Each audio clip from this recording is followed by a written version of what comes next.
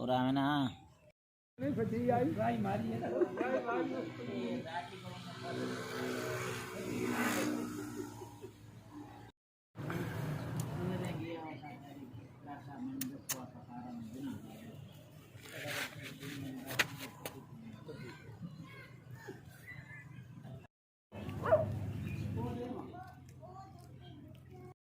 ये लो आज पैसे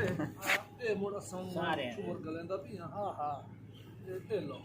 ਇਹ ਪਰਲੇ ਦਿਓਗਾ